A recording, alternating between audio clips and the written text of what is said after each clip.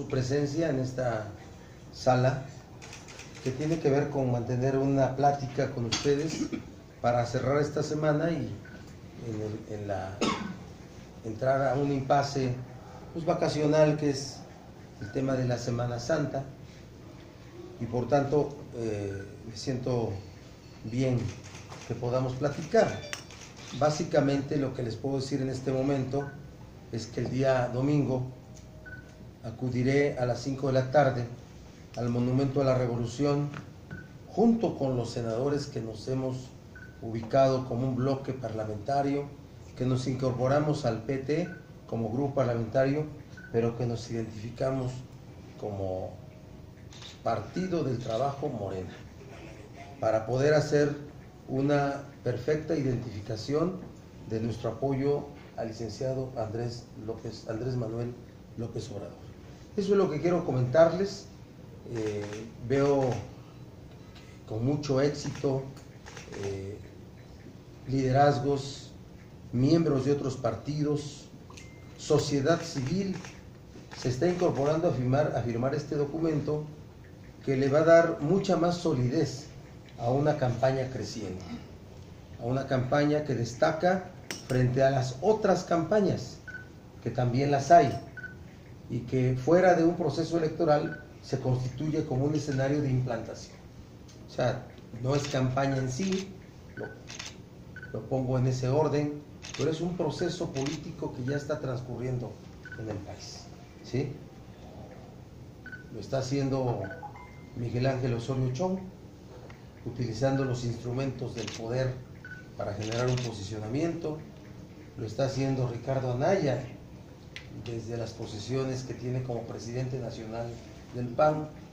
Lo hace Margarita Zavala, también como un personaje político que interviene en los escenarios nacionales, y sin duda que el licenciado López Obrador como presidente de Morena atrae la simpatía de la mayoría de la sociedad.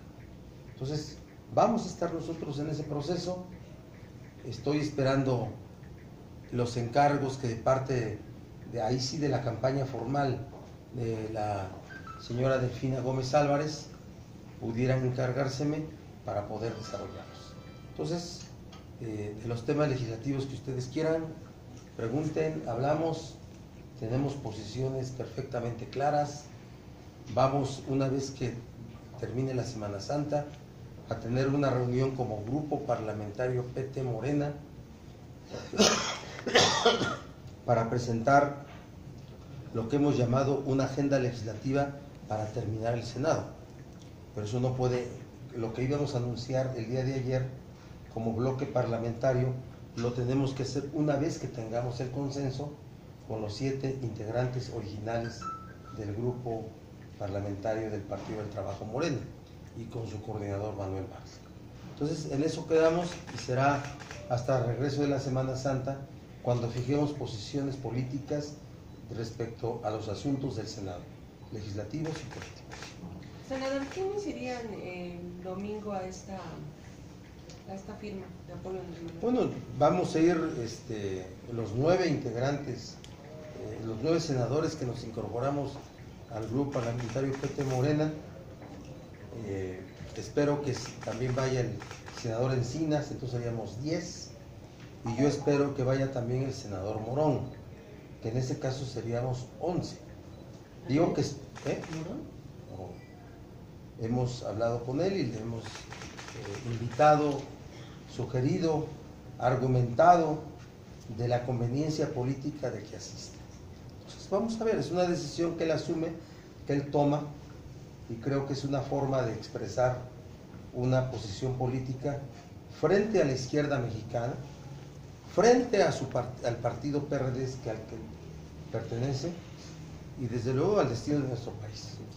Entonces, de ahí pues tengo información que se van a incorporar muchos más personajes, dirigentes, exdelegados, diputados, gente de la sociedad civil. Va a ser un gran evento. ¿Quiénes serían estos liderazgos que mencionan? No me toca a mí anunciarlos. Le toca anunciarlos a la estructura formal de Morena. ¿Pero son de experredistas? No todos, hablo de una composición muy plural. tanto de todos los partidos. ¿De todos los partidos? Sí. ¿Del PRI? Sí, claro que sí. ¿Diputados? No, estoy hablando de liderazgos políticos y creo que es el arranque de lo que tendrá que ser un pronunciamiento generalizado. Los tiempos electorales ya están enfrente, ya no puede haber dudas ni acciones dubitativas. Cuando sea septiembre ya va a haber arrancado el proceso electoral, ¿sí? Y van a faltar 9 meses para las elecciones, para llevar a cabo las elecciones. El tiempo para los senadores o para los legisladores es el 30 de abril, se agota el periodo legislativo e inmediatamente todos los focos políticos de atención van a estar en el Estado de México. Entonces, por eso las definiciones tienen que darse ya, no pueden esperarse. Senador, yo dos cuestiones. ¿Habrá necesidad de una operación cicatriz con el PRD? Sobre todo porque, por ejemplo, Dolores piensa que ustedes lo van a acompañar también en sus iniciativas para aprobarlas como izquierda. No sé si ellos vayan a ir juntos. Y la otra sería, por ejemplo, las comisiones todavía no están definidas y se quedan con las mismas. ¿Qué va a pasar ahí? Y otro tema, que me des una opinión acerca de esta persona de Estados Unidos que opinó que es un problema que alguien de izquierda llegara a ser presidente de México. Bueno, primero lo primero y después lo que no, ya no debe ser primero, ¿no? ¿Y qué es antes de tercero? Sí, entre segundo y tercero. Sí. Miren, John Kelly es un ignorante, ¿sí? Que no puedes exigirle a alguien como él una visión ideológica de cómo se compone la sociedad de Latinoamérica, entre ellos el país México.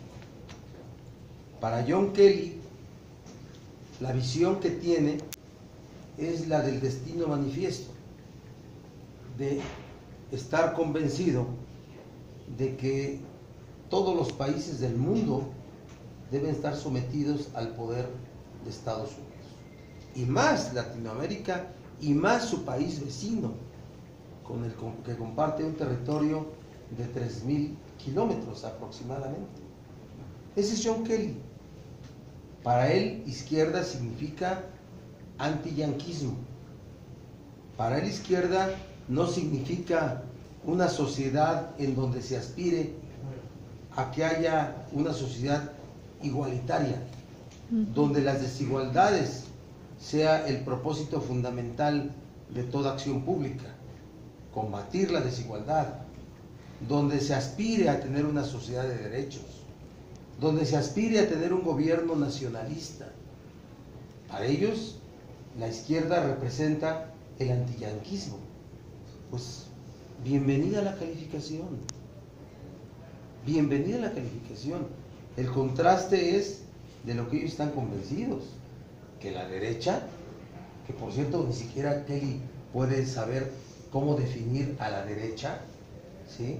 Que la derecha tiene una posición de colaboracionismo con ese destino manifiesto que piensa tiene Estados Unidos sobre el mundo.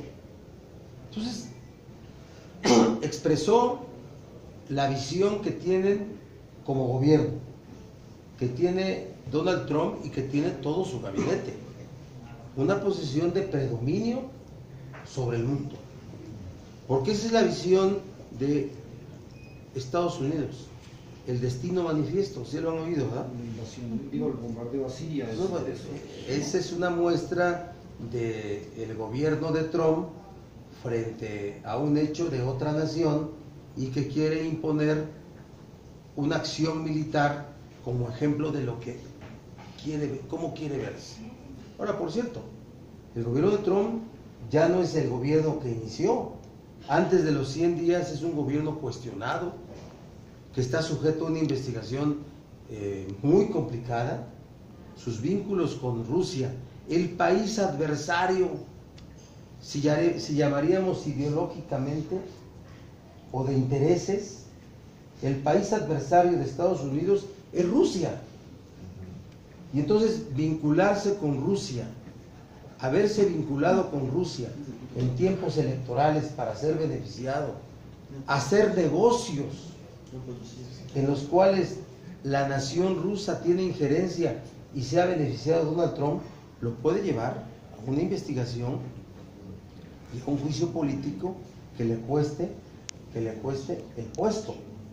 Entonces, lo hace en ese momento, y repito, lo de John Kelly muestra el perfil de ese gobierno, de un gobierno xenófobo, racista, de un gobierno que pretende sentirse como el dueño del destino del mundo y sobre todo el dueño del destino de su país vecino como es México. Ya.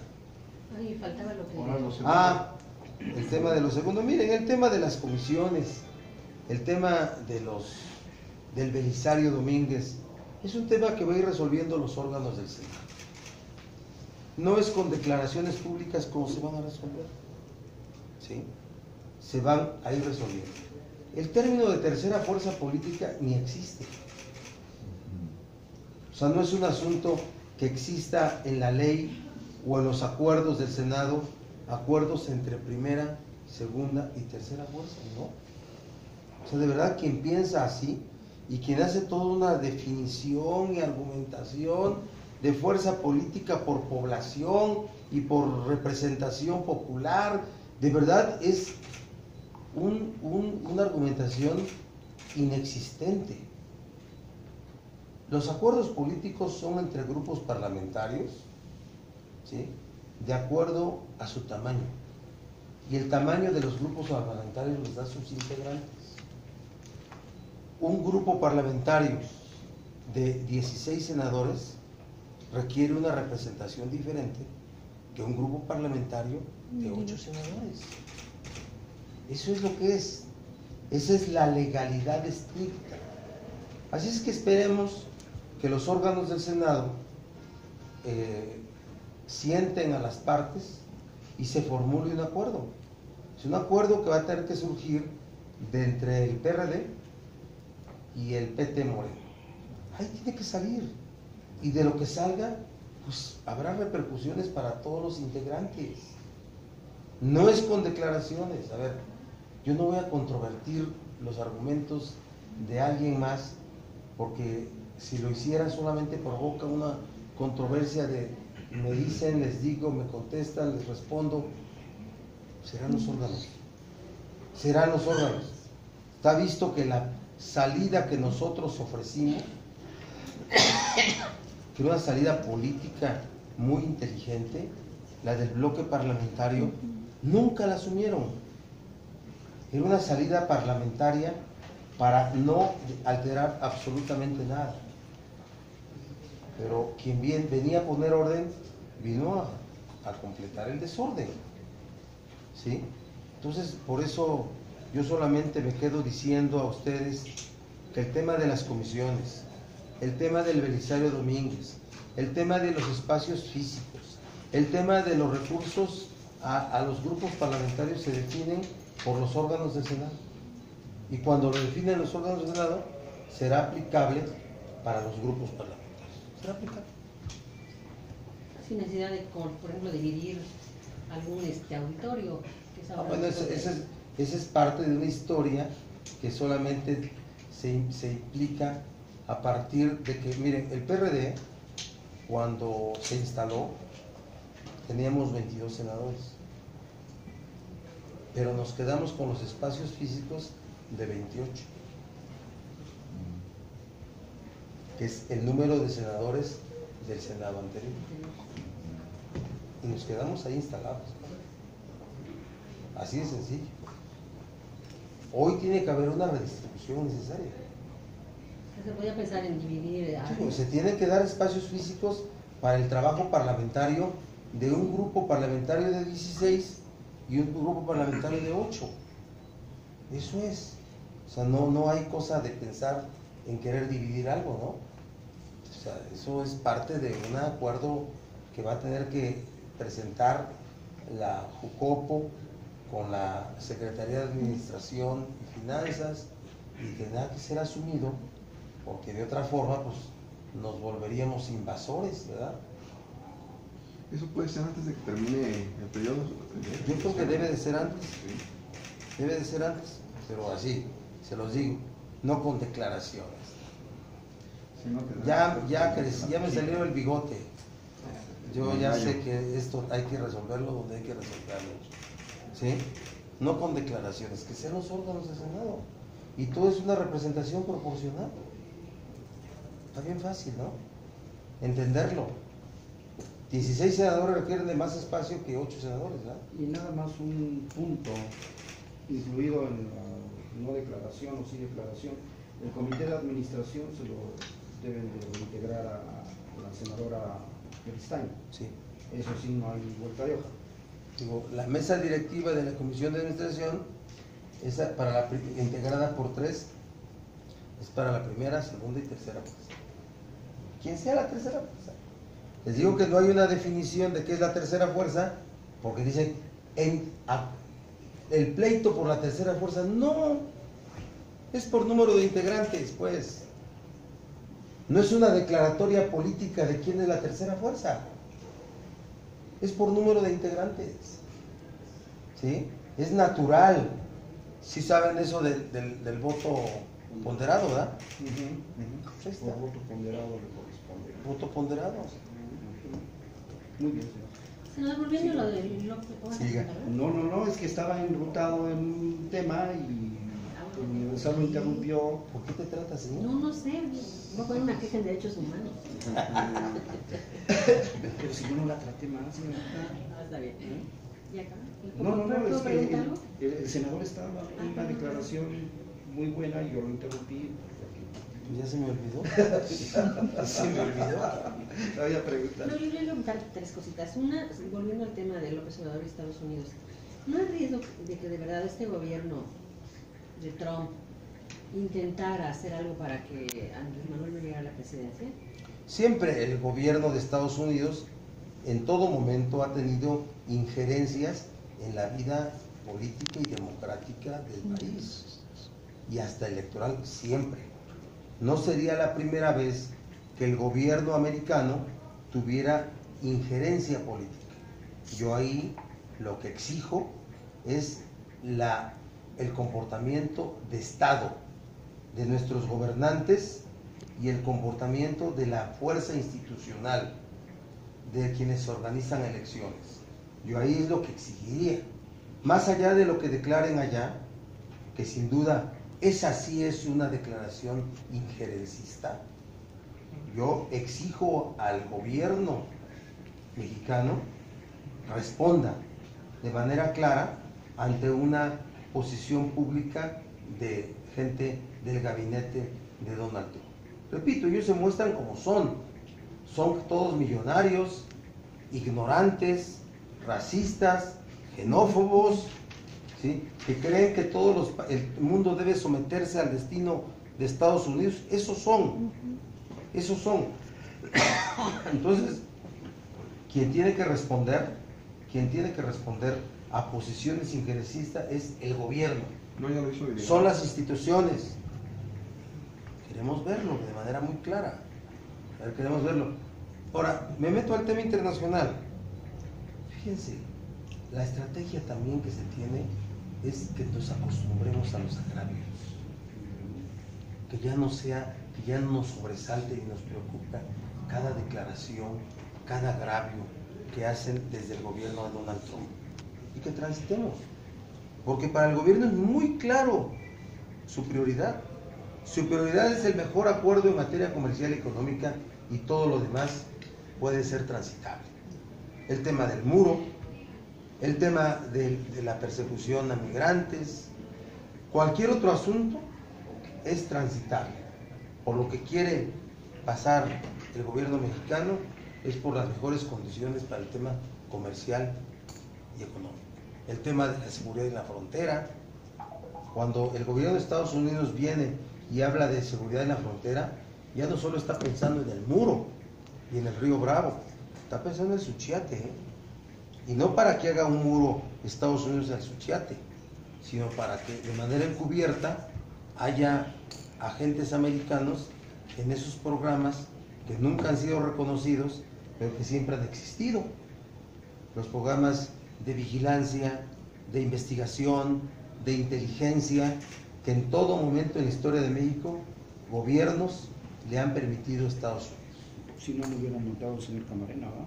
Pues si no, no hubiera Plan Mérida, si no, no hubiera muchas cosas. Sí, sí, o sea, hay una red de ese tipo de tareas. Ya que estamos en el tema internacional, yo le quiero preguntar su punto de vista sobre esta decisión de Peña de recibir a Lilian Tintori, que es la cara más visible de la oposición en Venezuela, la esposa de Leopoldo López. Esto de alguna manera rompe con la tradicional política exterior de no entrometerse en los conflictos internos de otras naciones. El gobierno mexicano debiera tener más participación en la vida de los países, asumiendo de manera muy clara la doctrina Estrada. La doctrina Estrada es una doctrina mexicana, contrastaba con la doctrina Tobar, otra doctrina que se asumía como la posición que debía tener los gobiernos mexicanos ante escenarios de países. Hoy hay que asumir la doctrina Estrada de manera muy estricta, de que no debemos de intentar tener una posición injerencista en otros países. Pero hoy existe el desarrollo de un concepto que se llama derechos humanos. Y también un gobierno que no tenga opinión sobre la condición de los derechos humanos en el mundo no está actuando bien. Y ahí me quiero regresar. ¿Con qué calidad lo hace México? El tema de los derechos humanos en Venezuela o en cualquier otro país. Cuando tenemos hechos de impunidad, de violación a derechos humanos permanentemente en nuestro país, como fue los estudiantes de Ayotzinapa, como pueden ser los recientes hechos en Michoacán, y como pueden ser, como son muchos hechos que son de permanente violación de los derechos humanos en México. Así es que es un tema, yo creo que no se le debe dar mucha importancia al tema de que Peña reciba a Tintori.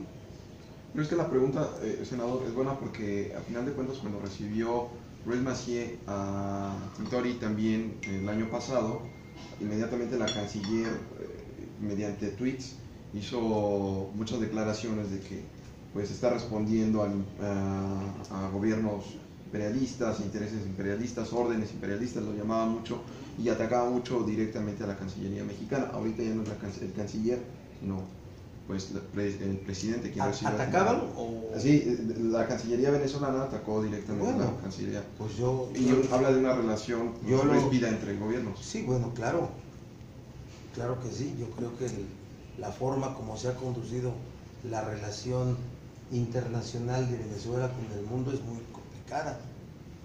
Así es que yo me pronuncio porque el gobierno mexicano asuma una posición de no injerencia en la vida política, económica y social en Venezuela. Pero asumo también que debe de pronunciarse sobre los temas de derechos humanos, más allá de que los pendientes en materia de derechos humanos en México son muchos, ¿sí? Ayotzinapa, pues, ¿cómo lo resuelve frente al mundo el gobierno mexicano el tema de Ayotzinapa? ¿Cómo lo resuelve? ¿Cómo lo afronta? Y ahí podemos empezar a preguntarnos muchas cosas.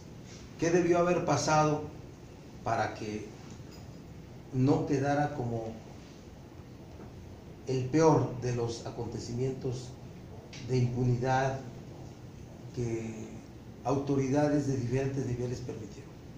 Porque no solamente fue una operación del crimen organizado, ¿no? Hubo muchas complicidades, hubo mucha gente que estuvo ahí y que nunca recibió castigo. La narcopolítica en Guerrero prevaleció intocada.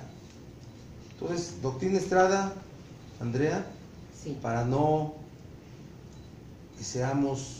que haya un gobierno injerencista, pero también un gobierno que opine sobre la condición de los derechos humanos en el mundo. Primero tendría que ser un poco más cuidadoso el gobierno mexicano, dado el conflicto, cómo ha escalado el conflicto y cómo Estados Unidos y un grupo de países están metiéndose de manera directa.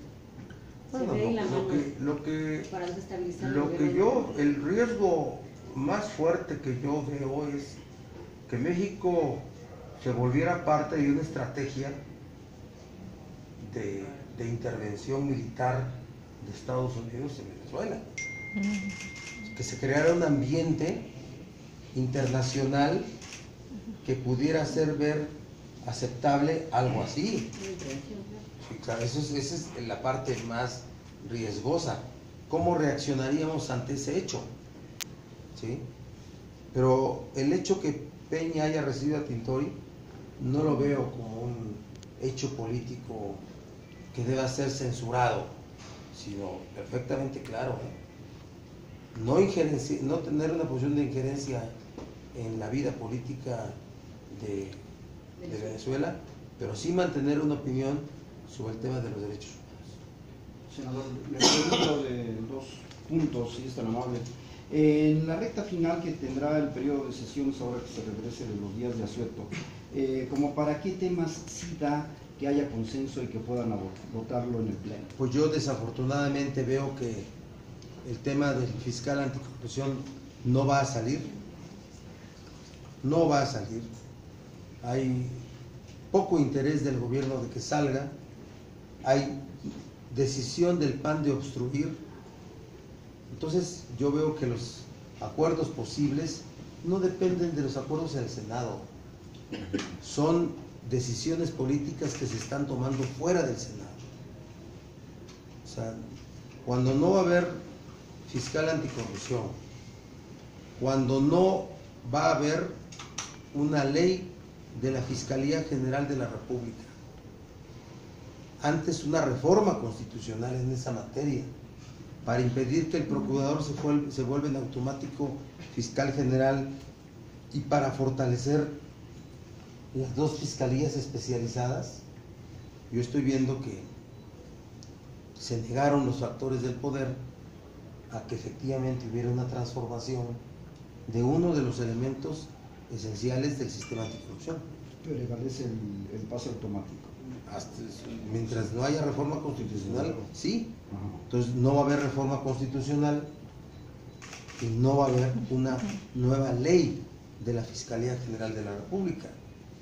En Cámara de Diputados se atoró el tema de la Ley de Seguridad Interior, que tenía en todo momento el riesgo de que fuera una ley inconstitucional, porque los márgenes en los cuales se podía construir una ley, que es el 122 de la Constitución, el que prevé que en tiempos de paz el Ejército y la Marina deben estar en los cuarteles, y el 21 constitucional, párrafo 8, que prevé que la seguridad pública debe estar a cargo de instituciones civiles. Cualquier ley en esta materia para hacer que el Ejército y la Marina tuviera actividades relacionadas con seguridad pública podría caer en niveles altos de inconstitucionalidad, no altos, sería inconstitucional, porque la inconstitucional no es de niveles, se es o no se es constitucional o no se es constitucional. Entonces, cuando tampoco va a salir la ley de obras públicas, por ejemplo, yo espero que no haya posiciones de sorpresa de otras leyes importantes que estén vistas para salir en las últimas 2 semanas, pero las importantes que debieron haber salido ya no ocurrió. Este fue un periodo que fueron muy pocos temas relevantes. Y desde luego un extraordinario ni pensarlo. No, el Estado de México domina el escenario político en todos los ámbitos. Sí. Ya queda concluida la oportunidad del Poder Legislativo en abril. 30 de abril. Sí, bueno, se termina el periodo, se va a receso, comisión permanente que tiene facultades muy limitadas, cualquier ley tendría que ser atendida en un periodo extraordinario, no veo yo que pueda ocurrir eso.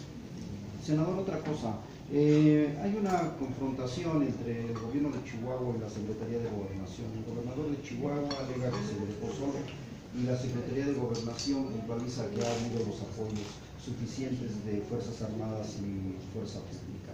Este tipo de problema que afecta a la sociedad en la seguridad pública, ¿cómo puede impactar o interesar o motivar la acción del Senado? Bueno, en Chihuahua el actual gobernador llegó a encontrar un desastre en todos los temas. El tema de las finanzas públicas, el tema de los derechos humanos, temas de corrupción y los temas de seguridad pública. Los niveles favorables en contra de la inseguridad que se dieron en ciudades como Juárez, propio Chihuahua y las zonas de la sierra, se perdieron. Entonces debe haber una tensión muy fuerte del gobierno federal hacia los acontecimientos en Chihuahua y en muchos estados. Creo que Chihuahua está gobernada por un hombre de visión, de pensamiento progresista, más allá de su origen panista, comprometido con el destino del país. Yo sí creo que deben de mejorarse las cosas en Chihuahua y con la participación del gobierno federal y del gobierno del estado también. No hay que eximir alguna de las dos partes de la responsabilidad de que las cosas caminen. Entonces vamos a ver si es posible dejar la política a un lado para que prevalezca el buen gobierno. Dejar la política a un lado para que prevalezca el buen gobierno. La política a un lado. Y esto sería redondearse, puede ser de que se encuentren las partes que resuelvan, claro, que coordinen, etcétera. Rivalizar entre dos gobiernos no es la mejor ruta para dar buenos resultados a nivel local, en las comunidades, en la sociedad. Tiene que haber un acompañamiento de ambos gobiernos, de los propios gobiernos municipales, ¿sí? Así es que por eso digo que hay que hacer una política y hay que ir por el camino de un gobierno eficaz, eficiente, que no es lo mismo ser gobernante que opositor, ¿eh? Hay alguna diferencia, ¿verdad?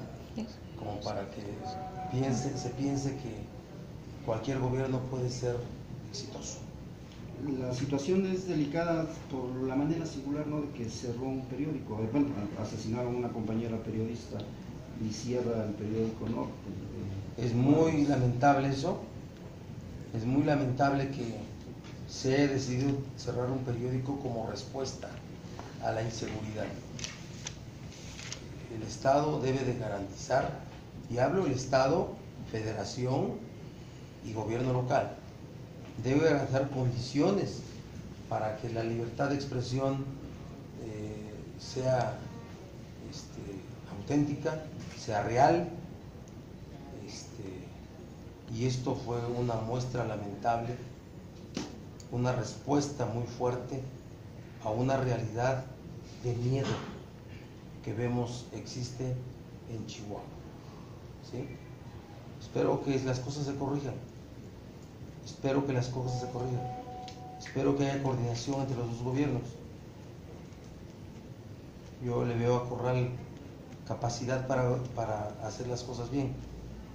Hay que contender menos con el gobierno y actuar con más coordinación.